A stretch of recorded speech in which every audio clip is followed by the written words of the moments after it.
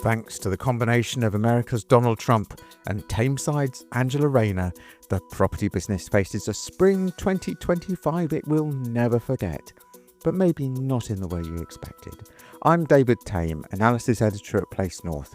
In today's Place podcast, we'll explore how Donald and Angela are going to change your world, why office developers are suddenly keen on residential, and what Oldham did in the library with Professor Plum.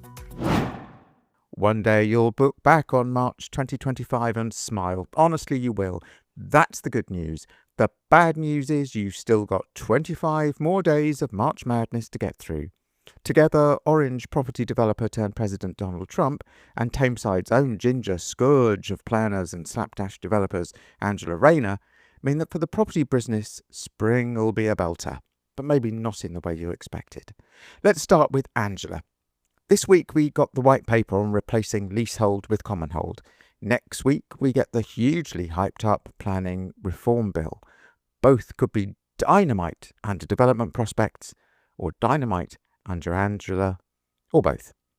The planning and infrastructure bill, expected to be unveiled next week, has always been a ticking time bomb. Why? Because ministers have consistently chosen to blame a sticky planning system for poor delivery of houses and major infrastructure. So what happens if they rip up the rules and still nothing gets built? Planners and developers have long known the answer. They may have a point on infrastructure, but the government has much less of one on housing. Planning consents are not scarce. Consent is permission to build, not an instruction to get building.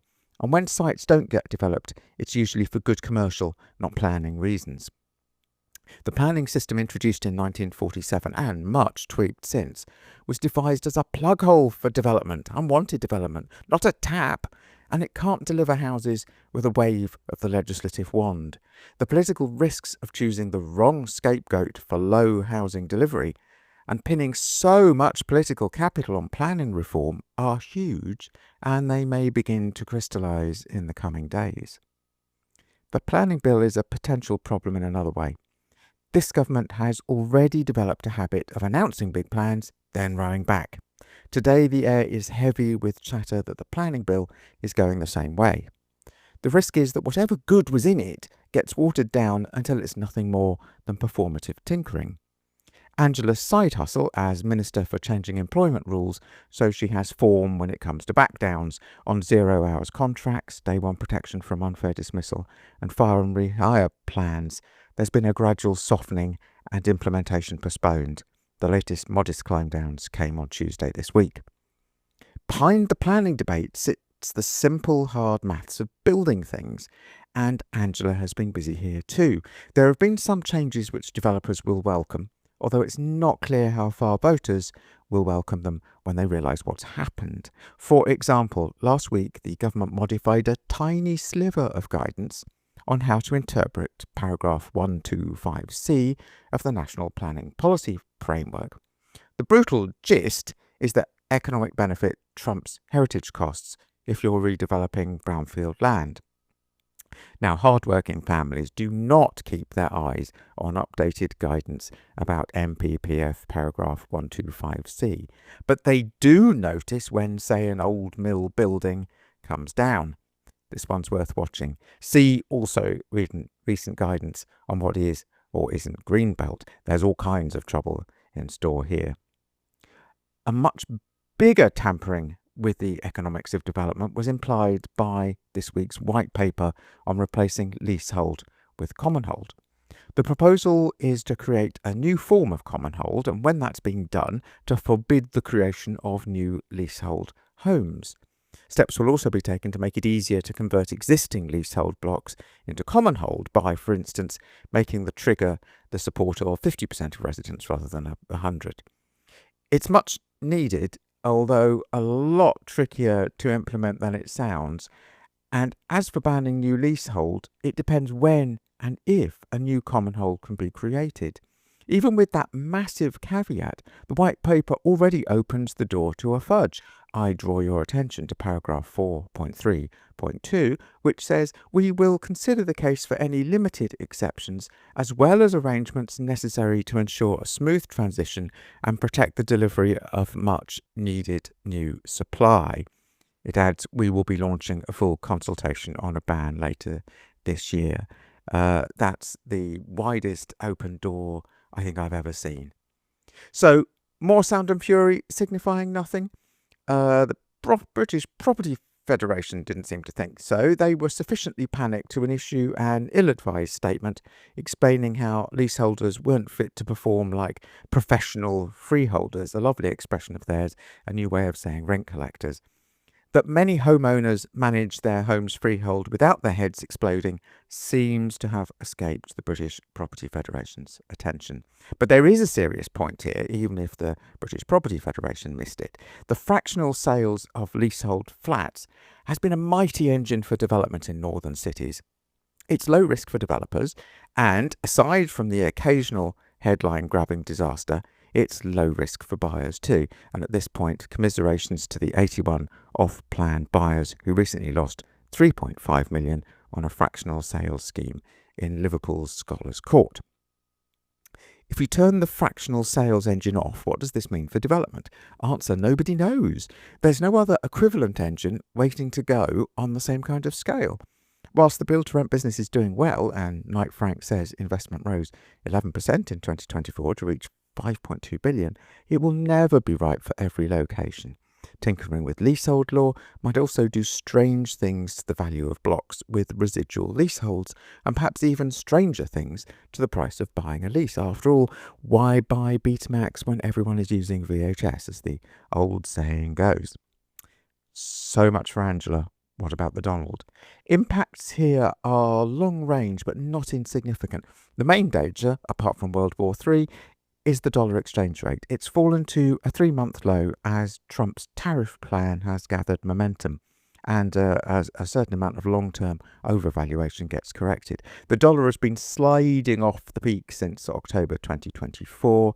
Longer term, it's been on the slide really since June 2015, climbing in a small British Hills way since June 2022, though that now seems to be over. A weaker dollar means you can buy more pounds, and you also buy a foothold in a marginally less bonkers political environment than the United States. CBRE has been charting the trend since the beginning of 2022, so that's the beginning of the current series of movements. North American investors have contributed most to net foreign investment in UK real estate, with $8 billion more purchased than they've sold, so big net contributors. Big names like private equity house KKR are spending like they've got the clock against them, and perhaps they have. This week, KKR paid north of $100 million for the 424 apartment development at Salford's New Bailey in a deal with Legal & General. This was Legal & General's first big punt on build-to-rent, so symbolic here of a changing of the guard in the sector. UK investors out, American investors in. Elsewhere, KKR is in the midst of a $1.6 billion bid for healthcare property business Assura. This is a very interesting deal because it shows KKR thinks the real estate in this business is a tad overvalued, but by no means as overvalued as the stock market thinks it is. So, that'll be interesting. It is, of course, silly to draw conclusions this early in the month of March. There's 3 weeks to go, for heaven's sake, and anything could happen. But for now, Angela looks like a potential break on the property market, and Donald a potential spur. So, a suggestion. Let's compare notes in April, and if we're all still here, see how it turned out. And now your regular rundown of what's going up and what's heading the other way in the Place North elevator. Doors closing, going down. Greater Manchester's messy strategic plan is beginning to look like a game of Cluedo. At first there were 10 boroughs in the plan, then Stockport committed suicide in the billiard room and we were down to 9. Now Oldham has had an accident with an iron and it's just 8. The borough has asked Angela Rayner, about whom we've just been hearing, for permission to pull out of the Places for Everyone regional strategy that was meant to turbocharge regional growth. And perhaps it would have done if Metro Mayor Andy Burnham hadn't done a Professor Plum on the original plan in 2017. It's been downhill ever since. The Oldham move comes at a big moment for Oldham and its neighbour Rochdale, who are still cooperating in Places for Everyone. The ambitious Northern Gateway planning strategy, which stretches across 1,600 acres in Rochdale and in neighbouring Bury, has just been greenlit. It will probably get its own development corporation. Oldham and Rochdale are to share £40 million, an investment pot gifted to them by the government. It's not a lot in the grand scheme of things, but it's better than a slap in the face, and developers are as keen as ever on the area's logistics potential. The last few days have seen some new and very large schemes announced. At this point, enter David Hughes, the Miss Scarlet of this mystery, who left his post as Wirral Council's Director of Regeneration a year ago and has since been on a journey, landing now in Oldham as the new Director of Economy. He won a deserved reputation at Wirral for unblocking and rethinking, and the new super fresh leadership team at Oldham Council will no doubt benefit. Oldham has a long and surprisingly dynamic history of attempting regeneration, and the marriage of the two looks like a good fit. Life outside Places for Everyone umbrella might not be so bad after all. It's a sign of the times in all kinds of ways, but workplace specialist Bruntwood is now dabbling in residential. Bruntwood added 300 homes to its plans for the 220-acre Booths Park site in Knutsford. They will be placed between the offices and the town itself, and the excitable, breathless press release announced it's no secret that there's a real need for great housing in the area. Fascinating. Below-the-line comment on Place Northwest suggested that this was all a bit last-minute, a sudden conversion to residential before a planning application goes in. Who knows? Bruntwood aren't, however, alone in making a dash for housing. Oval Real Estate decided to slash 100,000 square feet of offices from their redevelopment of Albert Bridge House, Manchester, and replace it with 400 more apartments. You could see this as a wise pivot to a growth sector, or you could see it as the latest stage in the slow, painful retreat from the received wisdom that sparkly new offices are likely to be a winner, fingers crossed, promise, any day soon. That's it for today. We've explored how Donald Trump and Angela Rayner will leave you wishing March was already over, why it's been a good week to join the stampede from offices to residential, and why it's been a bad week for Greater Manchester's Places for Everyone strategy. For more about the built environment in the north, visit placenorth.co.uk. I've been David Tame. Thank you for listening.